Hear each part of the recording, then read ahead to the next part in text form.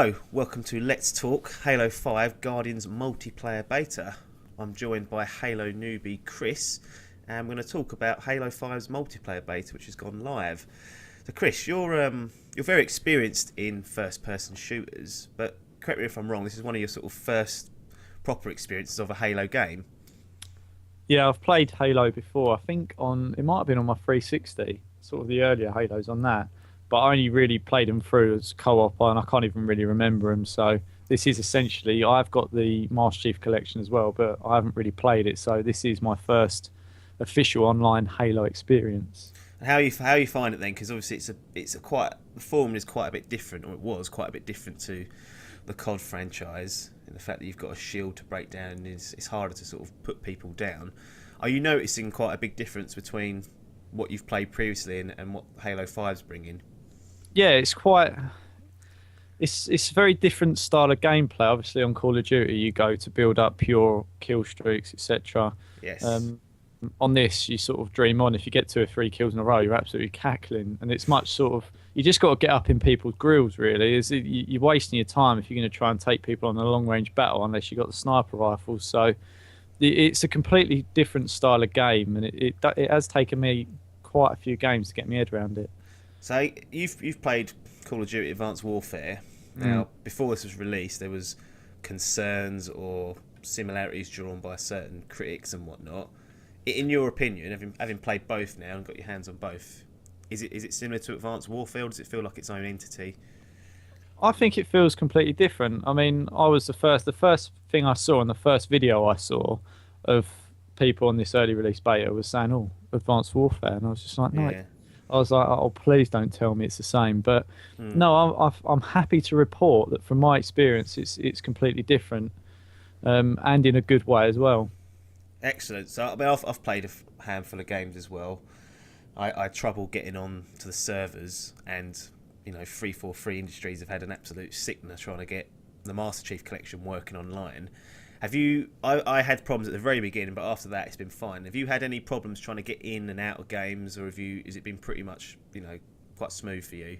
No problems at all. I mean, the matchmaking seems to be pretty good, although I'm not too convinced on its balancing, if that makes sense. You'll often find that the teams are unbalanced in skill. Yeah. So I'm not too keen on that. But it's a little bit buggy. I mean, I've tried to press B to exit out to the main menu or whatever, and it doesn't let me out of the lobby and stuff. But yeah. As far as the actual matchmaking goes, no, it's pretty good. You can sort of just leave it or find players, and boom, you're in a game. Yeah, I think what you've mentioned about the matchmaking in terms of skilled players, once the game's released properly and there's a proper sort of ranking system, it will even itself out in that respect. I think because this is a beta, everyone's jumping on. They're all the same level. I don't think it's taking too much of your Master Chief career into account. It certainly hasn't on mine.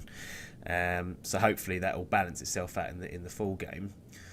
The gameplay itself, it's a bit faster than the older Halos, I've noticed, which isn't necessarily a bad thing. You've got a sprint button there, you've got a jump button, you've got a hover button if you're going to zoom in, you've got aiming down sights, you've got clambering up objects, you've got a ground and pound kill. There's quite a lot of tools at your disposal here, and to have quite a diverse game. Yeah, it's there's a lot going on, but in comparison to what I've had on Call of Duty, it's nothing. I mean, one of the things I said to you is that I like that you get put in a game, everyone, regardless of level, has got the same loadout, sorry. Yeah. They've got the same guns, the same abilities as you. It's all a level playing field, obviously, unless you go get the power weapons. But you don't come up against someone and get killed and you think, fucking hell, I ain't got that gun.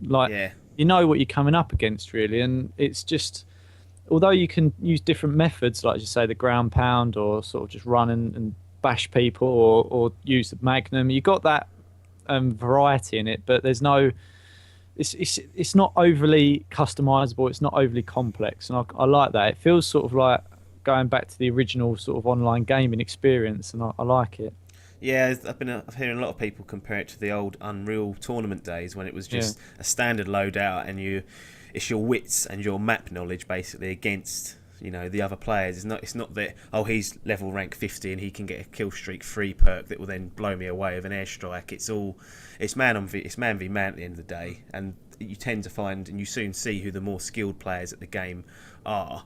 Do you think it's got legs, this then? I mean, you've been waxing lyrical to me about it all this week. You seem to be really enjoying it. What's your sort of your favourite parts about the game?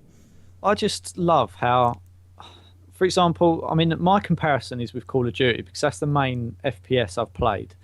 And I just love that the maps are not designed in a way of Call of Duty, so they're designed to be resembling environment. They're just maps designed for you to be able to play against someone else. Yeah. They're just solely designed for one purpose, and the purpose is for you to play multiplayer on that map. And I love that. I love how weapons are strategically placed around the map. So if you go up to a higher point, there'll be a battle rifle because it's a bit more long range. And I love the thought that they put into it, and I love the way that they just try and their aim is to make it as much multiplayer as possible and to bring you the best experience, not to sort of half emulate a single player map. Or their sole focus is to make it a good FPS multiplayer shooter. Yes, that's a good point. And one of the new features they've added is that the so-called power weapons, so the sniper rifle and the sword, the battle sword, are now marked on the map. So even if you're an inexperienced player, you can see where they're going to drop, and it'll also give you a countdown of when they are going to drop. So what that creates are these mini skirmishes across the map. Do you like the idea of that it's open to all players and it's not just relying on someone knowing the map inside out and knowing when the drops are going to come in, that you're actually queued on these parts so that everyone sort of gets a fair crack at getting these power weapons? Because they can, if you get a good sniper person on your team, they can turn the tide in the game quite quickly. Yeah, I've experienced that. I've been absolutely stung a couple of times by some. I mean, I'm good with a sniper, I think, on Call of Duty, but on this, I was just bumbling around going, bro, and people were barely zooming in, and I was just like, Christ, I'm getting absolutely stung here. That they can really dominate a position. But that's another thing that I like, is where they've positioned the sniper rifle. It is on a point where you can look in 4 different directions at other points, and there's normally people there. Like, they've even gone to the thought of doing that, but as you say, I don't know Halo. I don't know the maps at all. I don't know whether they resemble anything else. But even I can go and find out where it is when it's due back and go and have a go with it. And I think it just makes it... The thing that I like about it is that it makes it accessible to all players. So regardless of your level or your knowledge of Halo, you can go and give it a go. And it puts you on a level playing field with someone else who's more experienced, and you've got just as much a chance of killing them as they have you. And I really like that about it. Yeah, I think it's terrific what they've produced so far, and it's sort of a glimpse of what is to come. And I don't mind speaking for you. I think we're both pretty excited to see how the full game turns out with the multiplayer, and even how the campaign's going to turn out with these new gameplay mechanics. Is there anything that's bugging you slightly about Halo 5? But is there anything that you've come across that you think, that doesn't really quite work, or anything they can maybe address? Because obviously this is a beta at the end of the day. They're going to be using the feedback that us guys give them to improve and tweak things.